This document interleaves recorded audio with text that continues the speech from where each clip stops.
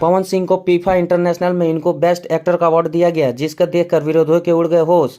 बताएंगे क्या है खबर, उससे पहले आप चैनल पे नए हैं तो चैनल को सब्सक्राइब कीजिएगा और दिल से लाइक कीजिएगा। बिना समय लेते हुए वीडियो को शुरू करते हैं। बेशक कहा जाए तो भोजपुरी इंडस्ट्रीज में पावर स्टार पवन सिंह एक लकीर खींच दी है। अगर किसी भी स्टार को इस लकीर पर चलना है तो पवन सिंह के नीचे ही चलना होगा, क्योंकि दुबई में अवार्ड शो में सबसे best award power star Pawan Singh ji को मिला, जो कि इस अवार्ड के रियल हकदार हैं।